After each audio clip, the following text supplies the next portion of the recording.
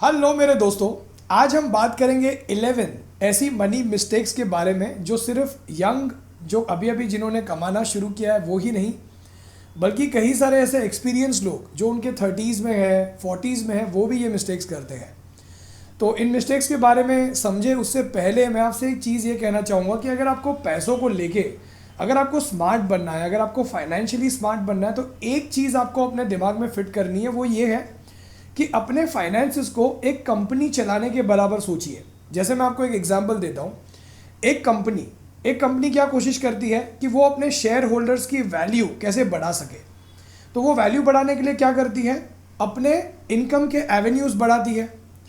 Avenues बढ़ाने के साथ साथ अपने कॉस्ट को कम करती है, सो दैट वो ज़्यादा से ज़्यादा प्रॉफिट या प्रॉफिट मार्जिन को इंक्रीज कर सके, और उसके साथ साथ जो है वो शेयर होल्डर्स का वैल्यू क्रिएट कर पाती है। तो सेम वे में आप अपने फाइनेंसेस को लेकर भी ऐसा सोचिए कि आप खुद एक कंपनी है। आपकी सैलरी या आपकी बिजनेस इनकम, आपकी इनकम आ रही है, उस इनकम को आप कैसे बढ़ा सकते हो। यानी अगर आप सैलराइड है तो सोचिए कि आप कैसे या कुछ पार्ट टाइम जॉब करके या कुछ पार्ट टाइम इनकम करके या अपनी स्किल्स को ज़्यादा डेवलप करके आप अपना प्रमोशन हो गया, अपनी इनकम को कैसे बढ़ा सकते हो। उसके साथ साथ आप सोचिए कि आप अपना कॉस्ट कैसे कट डाउन कर सकते हैं। जैसे अगर आप बिजनेसमैन हैं तो अपने पर्सनल फाइनेंसेस यानी अपने घर के खर्चों को लेकर या अपने बिजनेस के खर्चों को लेकर, अगर आप सैलराइड हैं तो अपने पर्सनल खर्चों को आप कैसे कम कर सकते हो, अपने कॉस्ट को कम कीजिए। तो सिंपल है, अपनी इनकम को बढ़ाइए, कॉस्ट को कम कीजिए, आपके पास खुद ही सरप्लस रहेगा जो आप इन्वेस्ट कर पाओगे। और इस इन्वेस्टमेंट को धीरे धीरे करके जो है आप इस मुकाम तक लेके जाइए जो आपके लिए एक पैसिव इनकम जनरेट करना शुरू करें। और वो पैसिव इनकम इतनी बड़ी हो जाए कि आपके जो डे टू डे के खर्चे हैं उससे ज़्यादा आपको पैसिव इनकम आना शुरू हो जाए, और तब आप कह सकते हो अपने आप को कि आप फाइनेंशियली फ्री हो। आपको समय नहीं देना पड़ रहा है आपके जॉब को या आपके बिजनेस को फुल टाइम, क्योंकि आपको पैसे कमाने हैं। सिर्फ पैसे कमाना आपका गोल नहीं रहेगा, फिर आपका गोल रहेगा कि आप कैसे दूसरों की लाइफ में ज़्यादा वैल्यू क्रिएट कर सकते हैं। तो ये एक छोटी सी टिप थी जो मैंने वीडियो के शुरुआत में मैंने सोचा ये ज़रूरी है शायद आपके साथ शेयर करनी चाहिए। तो आइए अब बात करते हैं एक एक मिस्टेक्स की। ऐसी 11 मिस्टेक्स है जो काफ़ी कॉमन है, आपने मेरे ही पिछले वीडियोज़ में सुनी होगी या आपने कई सारे और भी यूट्यूबर्स के वीडियो में ये मिस्टेक सुनी होगी। तो आइए, काफ़ी कॉमन मिस्टेक्स है, काफ़ी कॉमन सेंस वाली चीज़ है जो हमको ध्यान में रखनी है। अगर आपके पास पेन और पेपर रेडी है तो इनको लिखते जाइएगा, आपको ये आगे बहुत काम आएगी। सबसे पहली मिस्टेक है सही बजट का ना होना। अब मैंने ऐसे कितने सारे लोगों को देखा है जिनकी इनकम बहुत बढ़िया होती है, या वो बिजनेस में होते हैं या उनकी सैलरी बहुत अच्छी है। इनफैक्ट मैंने ऐसे भी लोगों को कंसल्ट किया है जो पायलट्स हैं, चार्टर्ड अकाउंटेंट्स हैं, लॉयर्स हैं, बड़े बड़े डॉक्टर्स हैं, जिनकी खुद की हॉस्पिटल है, लेकिन अनफॉर्चुनेटली महीने के अंत में उनकी एक ही कंप्लेन होती है, भाविन यार पैसे नहीं बचते अकाउंट में। आप हमको कहते तो हो कि इन्वेस्ट करो, लेकिन इन्वेस्ट करने के लिए पैसे तो बचने चाहिए ना। उसका बेसिक प्रॉब्लम होता है कि उनके पास सही बजट नहीं होता। देखिए, मैं आपको बजटिंग का सिंपल रूल बता देता हूँ। आपकी सैलरी जब आपके अकाउंट में या आपकी इनकम जब आपके अकाउंट में क्रेडिट होती है, सबसे पहले तो आपको एक दूसरे अकाउंट में आपका जो घर का खर्चा है ऑलमोस्ट 50 to 60% जो आपकी सैलरी है, इसको हम 50-30-20 रूल कहते हैं। 50% जो आपकी इनकम है वो एक अलग अकाउंट में डलवा दीजिए, और आपका घर का जो भी खर्चा होता है, या तो आप एक काम कर सकते हो 20% जो आपकी सैलरी है वो आप एक अलग अकाउंट में डलवा दीजिए। ये 20% जो होता है ये आपके एंटरटेनमेंट का खर्चा होगा यानी कभी पिक्चर देखने चले गए, कभी बाइक का पेट्रोल डलवा दिया, कभी गाड़ी का पेट्रोल डलवा दिया, शायद आपको नया फ़ोन खरीदना है, शायद आपको मॉल में कुछ शॉपिंग करनी है, ये सारा का सारा आपका एंटरटेनमेंट का खर्चा है। तो 100 में से 20% आपकी सैलरी आप एक अलग अकाउंट में डलवा दीजिए, और जहाँ कहीं भी आप एंटरटेनमेंट का खर्चा करते हो उसी डेबिट कार्ड या उसी अकाउंट से कीजिए। फिर 50% जो आपकी सैलरी है वो आपको कंपलसरीली घर के खर्चे के लिए यूज़ कीजिए। बिजली का बिल हो गया, बच्चों की स्कूल की फ़ी हो गई, ग्रोसरी हो गया, दूध का खर्चा, जो भी है आपका जो डे टू डे खर्चा है, मोबाइल रिचार्ज हो गया जिसके बिना आप रह नहीं सकते, तो इन खर्चों में अपनी 50% सैलरी यूज़ कर लीजिए। अब रहा 30%। 50% आपने यूज़ किया, 20% एंटरटेनमेंट में डाल दिया, अब बचा आपका 30%। कोशिश करके दोस्तों वो 30% जो है आप इन्वेस्ट कीजिए। And I can assure you, अगर आप डिसिप्लिन होकर अगर आप 30% अगर अपनी सैलरी का सही जगह पे इन्वेस्ट करते हो तो एक समय ऐसा आ जाएगा कि आपको फाइनेंशियली कोई भी टच नहीं कर पाएगा। कोई भी ऐसी मुश्किल हो जाए आपको पता है कि आप मैनेज कर लोगे। तो ये हो गया पहला पॉइंट, सही बजट बनाइए। मैं ज़रूरी नहीं है कि मैंने आपको 50-30-20 कहा तो आपको वही फॉलो करना है। अगर आपको लगता है कि 60-40 या 60-20-20 करना है, आपके हिसाब से कीजिए, लेकिन बजट कीजिए। बजटिंग करना बहुत ज़रूरी है। सेकेंड मिस्टेक जो लोग करते हैं वो है सही इमरजेंसी फंड का ना होना। आई थिंक पैंडेमिक ने हम सबको सिखा दिया है कि इमरजेंसी फंड कितना ज़रूरी है। लोगों की जॉब चली गई, जो बिजनेसमैन थे उनका बिजनेस 6-6 महीनों से बंद पड़ा हुआ है, राइट। तो ये सिनेरियो में सही इमरजेंसी फंड का होना बहुत ज़रूरी है। कोशिश कीजिए कि आपके पास, अगर आप बिजनेसमैन हैं तो 6 से 9 महीनों का खर्चा, अगर आप सैलराइड है और अगर आपका जॉब थोड़ा बहुत सिक्योर्ड है तो 3 से 6 महीनों का खर्चा कोशिश करके रखिए अपने पास। जैसे कि फिक्स डिपॉजिट में रख दीजिए या लिक्विड फंड्स में रख दीजिए या कोई ऐसी जगह पे रखिए जहाँ पे आपका पैसा सेफ भी रहे, रिटर्न्स के पीछे मत जाइए। देखिए, इमरजेंसी फंड का इंपॉर्टेंस ये होता है कि आपको रिटर्न्स नहीं देखना है, आपको लिक्विडिटी देखनी है, आपको सेफ्टी देखना है, कितना जल्दी आप वो पैसा निकाल सकते हो और कितना सेफ आपका वो पैसा रहेगा। तो इमरजेंसी फंड 3 से 6 महीने या 6 से 9 महीनों का एफडी हो गया, लिक्विड फंड वगैरह में रखिए। थर्ड इंपॉर्टेंट पॉइंट जो है वो है not having financial goals and not having a financial plan. दोस्तों, ये एक प्रॉब्लम है लोगों के साथ, लोगों के पास गोल्स ही नहीं होते। अब मैं आपको एक एग्जांपल देता हूँ। मान लो आपको पुणे से मुंबई आना है, या मान लो आपको मुंबई से शायद पुणे जाना है, या जहाँ कहीं भी जाना है। अगर आपको रास्ता नहीं पता तो आप क्या करोगे, आप गाड़ी में बैठते ही पहले तो जो है आप अपना गूगल मैप ऑन कर दोगे। अब गूगल मैप ऑन करने से दो चीज़ें होगी, एक तो आपका समय बचेगा क्योंकि आप गलत रास्ता नहीं लोगे, दूसरा आपका पेट्रोल बचेगा क्योंकि आप गलत जगह नहीं जाओगे तो उतना आपका किलोमीटर कम होगा। ठीक वैसे ही दोस्तों आपका फाइनेंशियल प्लान होता है, ठीक वैसे ही आपके गोल्स होते हैं। अगर आप क्लियर है कि आपका फाइनेंशियल गोल क्या है, देखिए गोल्स को ना स्मार्ट तरीके से प्लान कीजिए। आपके गोल्स ना काफ़ी स्मार्ट होने चाहिए। ऐसा मत कहिए मुझे 2024 में अमीर बनना है। अरे ये क्या हुआ, अमीर का डेफिनेशन क्या हुआ? किसी मिडिल क्लास इंसान के लिए 1 करोड़ अमीर होता है, किसी अमीर इंसान के लिए 100 करोड़ भी अमीर नहीं होता, राइट। तो पहले फोकस कीजिए कि चलो 2024 में मुझे 50 लाख, 25 लाख, 20 लाख, 10 लाख इकट्ठा करने हैं। तो ये हो गया आपका अमाउंट। अब आप ये समझिए कि इस गोल को अचीव करने के लिए आपको कितना रुपया आज से निवेश करना होगा, कहाँ निवेश करना होगा, कितने परसेंटेज पे निवेश करना होगा। तो उस हिसाब से आप वो बैलेंस डिसाइड कीजिए। अब मान लीजिए कि वो बैलेंस थोड़ी ज़्यादा आ रही है, आपकी इनकम उतनी है ही नहीं, तो आप अपने आप से पूछिए कि ये अमाउंट इन्वेस्ट करने के लिए क्या कोई ऐसा तरीका है कि मैं अपनी इनकम को इंक्रीज कर सकता हूँ। तो कोशिश कीजिए। तो जब आपके दिमाग में आपका गोल होगा ना, तभी आप उस गोल को अचीव कर पाओगे। और इस गोल को अचीव करने के लिए एक ही चीज़ है, वो है आपका सही फाइनेंशियल प्लान का होना। एक फाइनेंशियल प्लान आपको रास्ता देता है कि आप कैसे अपनी रिटायरमेंट, वेकेशंस, कार खरीदना, घर खरीदना, बच्चों की पढ़ाई, इन्हें आप अचीव कर सकते हैं।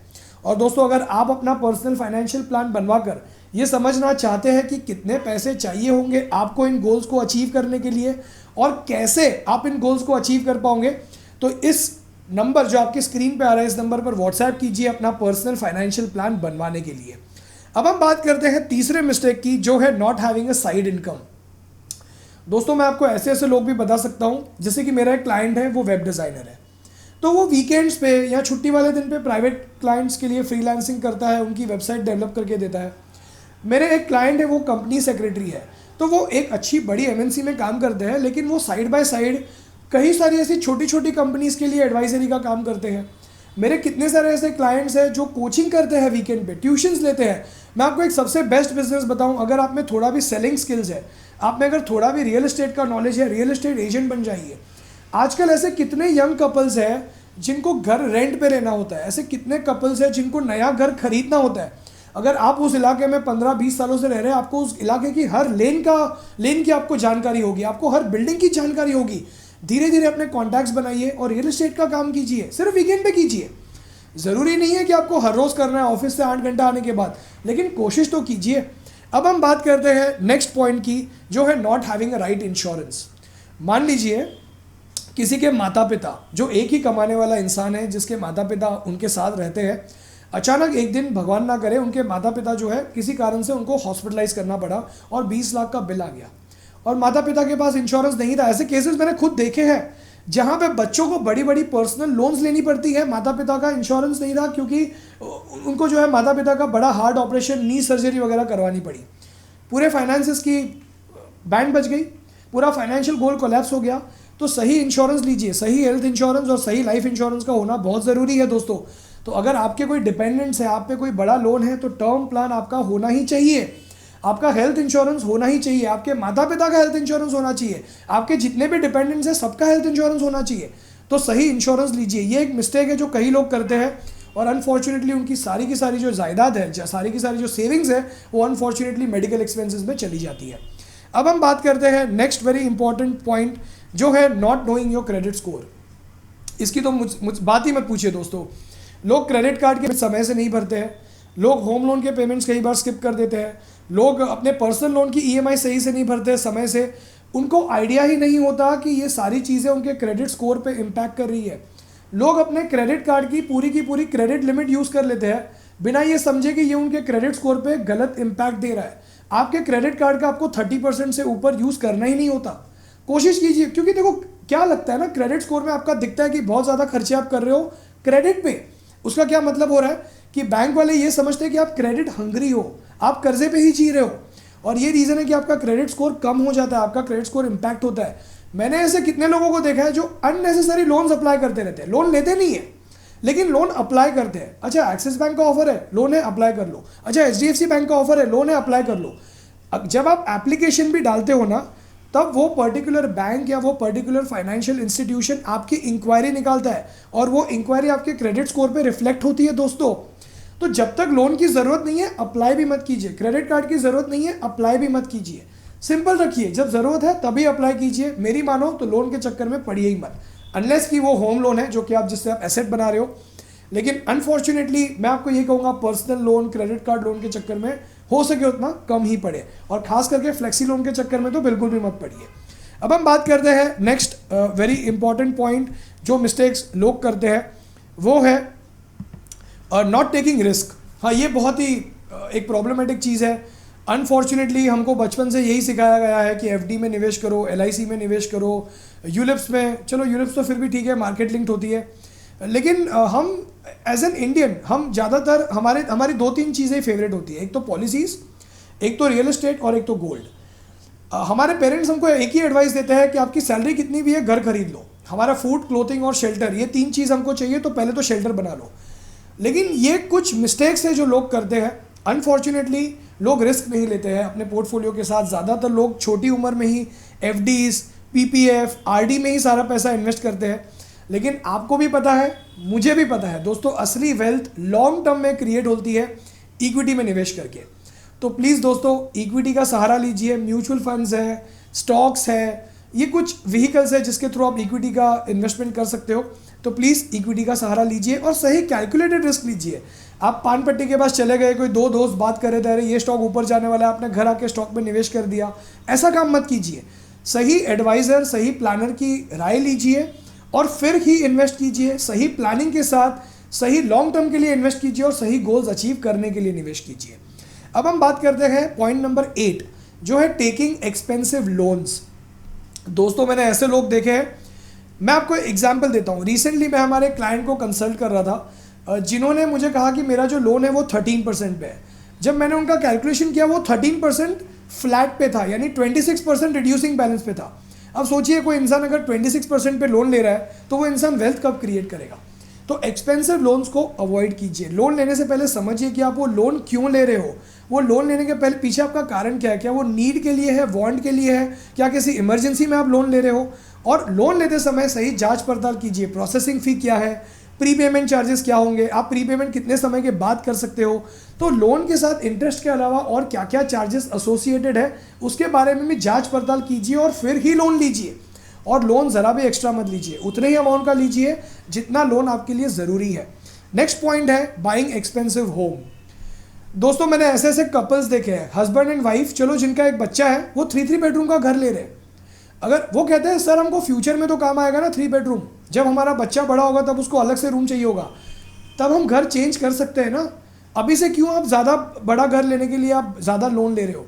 हमेशा नो डाउट, मैं ये नहीं कह रहा हूँ, अगर आपका बजट है, अगर आपको लगता है कि आप 70-60% डाउन पेमेंट दे रहे हैं, अगर आपको बड़े घर की सही में ज़रूरत है तो लीजिए, लेकिन अननेसेसरी बड़ा घर मत लीजिए दोस्तों। जितना ज़रूरत है उतना ही लीजिए।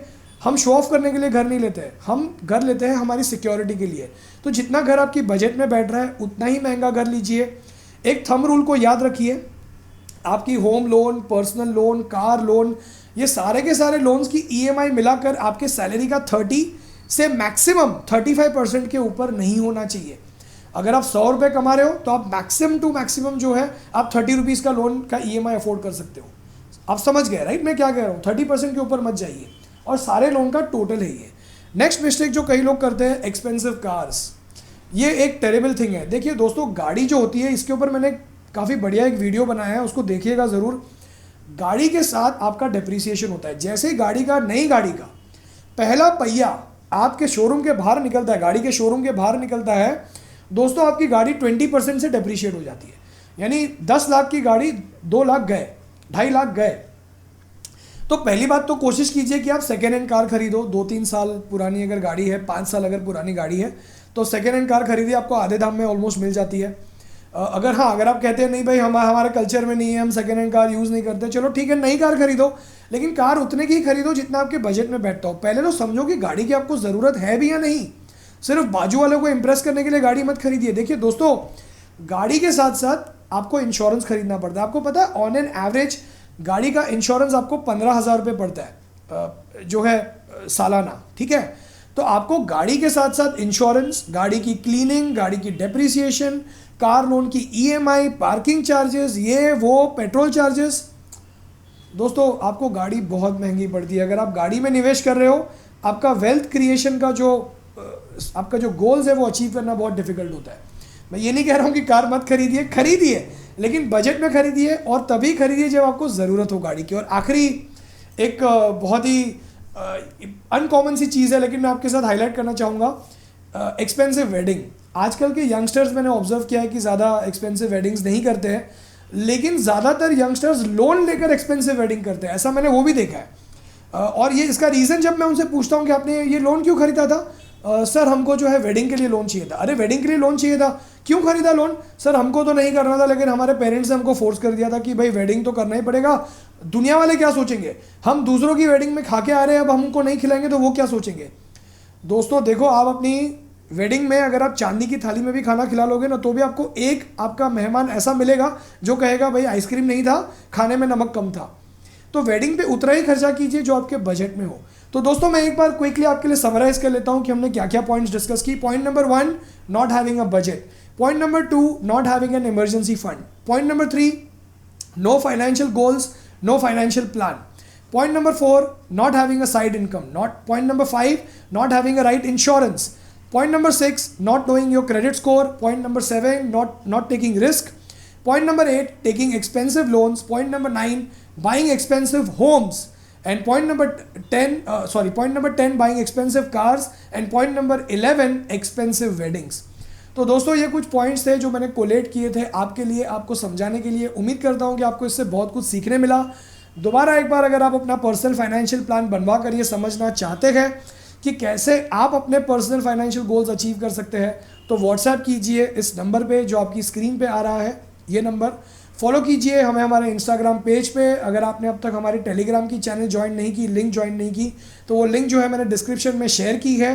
अगर आपने अब तक हमारा यूट्यूब का चैनल मेंबरशिप ज्वाइन नहीं किया तो वो ज्वाइन कीजिए। हम हर महीने शेयर करते हैं एक well research stock long term investment के लिए। काफ़ी अच्छे स्टॉक्स होते हैं जो हम शेयर करते हैं, जिनमें आप चाहो तो आप निवेश कर सकते हो लॉन्ग टर्म के लिए। तो दोस्तों आज के लिए इतना ही। उम्मीद करता हूँ कि इस वीडियो से आपको कुछ सीखने मिला हो तो इस वीडियो को लाइक और शेयर ज़रूर कीजिएगा अपने फ्रेंड्स और फैमिली मेम्बर्स के साथ, और उनको भी बताइएगा इन मिस्टेक्स के बारे में, शायद उन्हें भी कुछ सीखने मिले। And thank you so much for this. Thank you so much आपका कीमती समय देने के लिए। धन्यवाद। And keep watching the art of wealth building. Thank you. God bless.